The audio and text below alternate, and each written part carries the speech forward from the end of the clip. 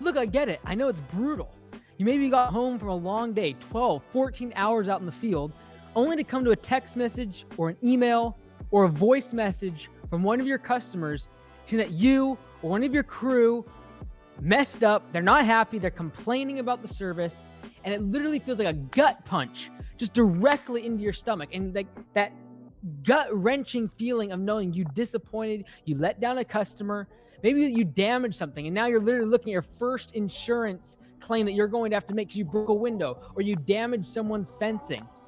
I know what it's like. I know what it feels like to have. I still remember driving in my car and the very first damage case that ever came from a lawn. I had put a little pebble through someone's French door. $3,000. $3,000 for a French door because it was no longer in production. The company had gone out of business. It was like a one-off thing I had to order. It's like a gut punch. Maybe it's an employee leaving you.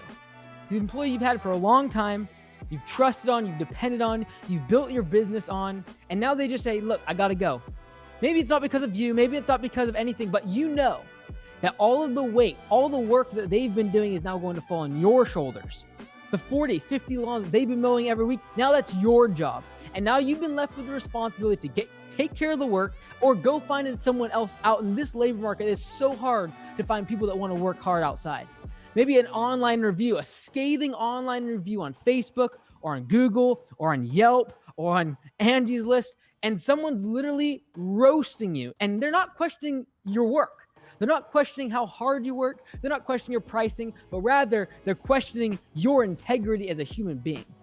And maybe because of that damage case and because of that employee leaving, and now you're behind on work, and now you're having to reschedule jobs, reschedule appointments. You're running around town like a chicken without a head, trying to juggle getting the work done and then getting new work for the future estimates. An account balance that's low. You got a notification on your phone saying, look, you're overdrafted. You've overdrafted on payroll, or maybe your supplier contacting you say, look, we tried to charge the credit card and it said insufficient funds. Like that is that gut punch that we as business owners are almost becoming, we have to become almost, it's part of the game.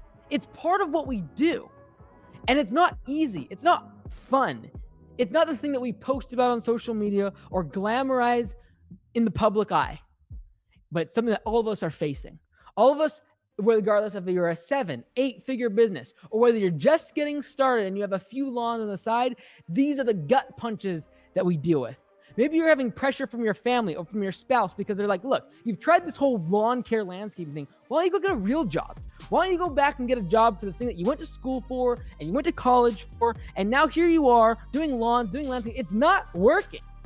You are not putting money aside. You're not profitable. You're running ragged. You're working hard. You're working hours that are beyond what's regular. You're working into the night. You're working on the weekends. You're tired and you're stressed. And now there's pressure on top of everything we talked about. There's pressure from your family to give up, to quit, to go get a regular job and stop this whole lawn care landscaping thing. Because everyone else thinks that this industry can't make money. Oh, it's a horrible industry. Anyone can do it. It's a race to the bottom. There's no profit in mowing lawns or in doing landscaping. You can't make money laying pavers. That's for people that I've heard crazy stuff. I've heard people say that only people that are ex-convicts should be doing landscaping and doing lawn care. And that starts to play with your head.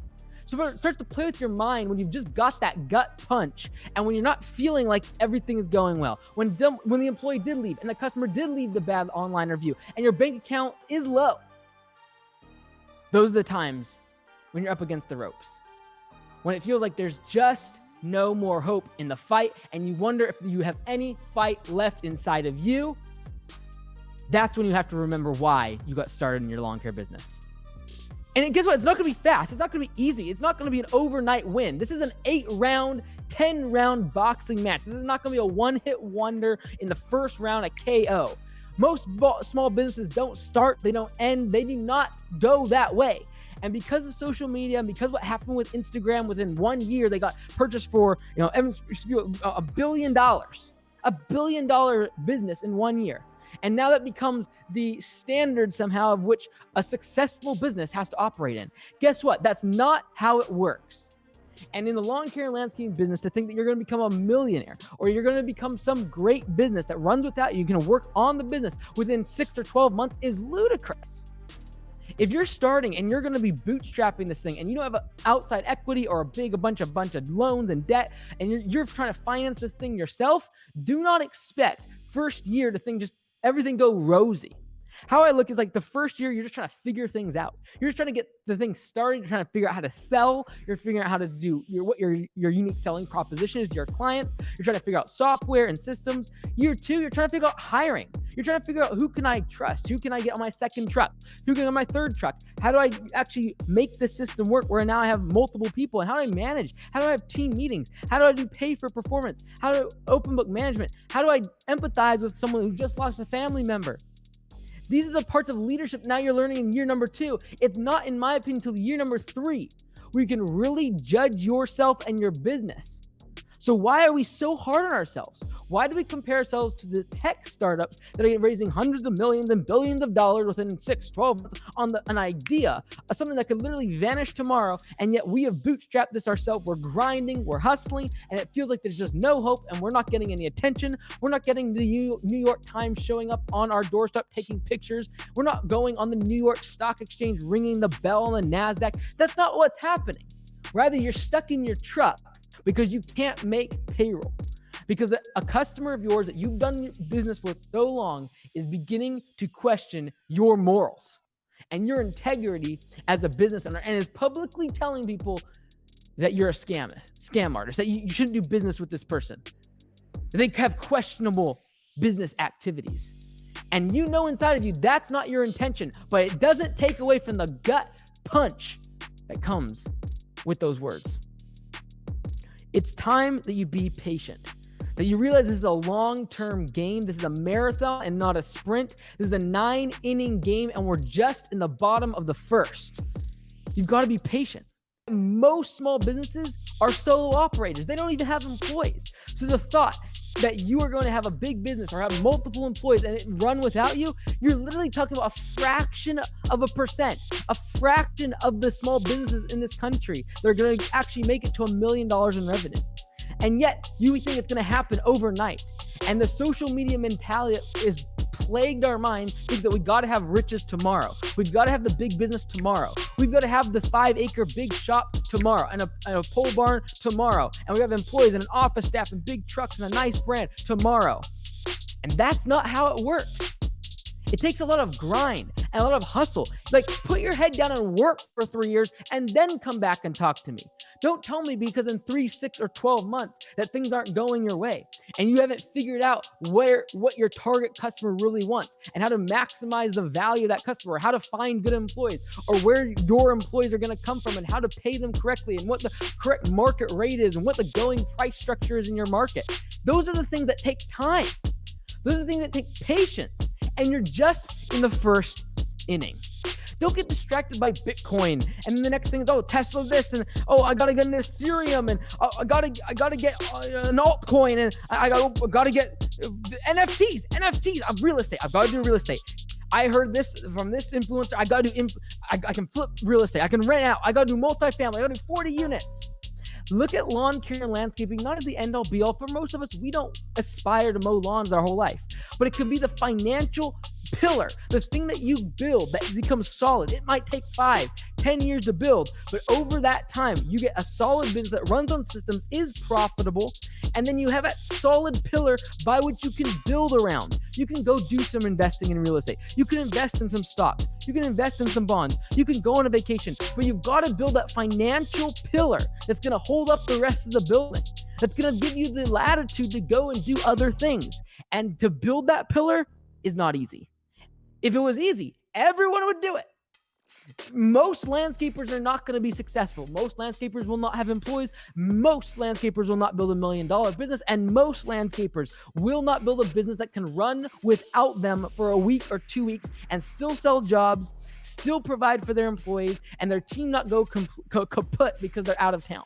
You better be ready for the time when you are up against the ropes and when you have had that gut punching feeling when the bank balance is low, to keep grinding, keep your gloves up, and keep fighting the fight.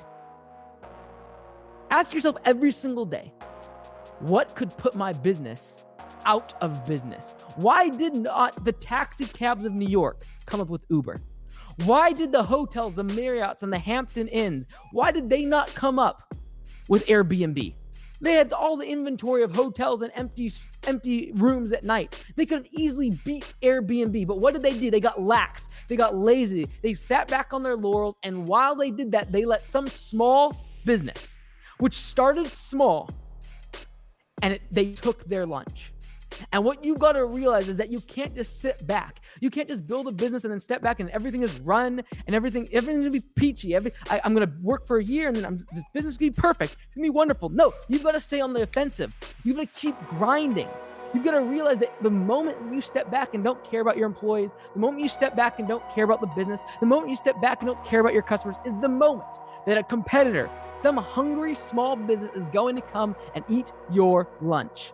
If you don't care about building up your employees, there's going to come a time, just like we saw in 2020, when unemployment benefits start becoming really appealing, that culture, if it's not strong at your business, it will eat your lunch.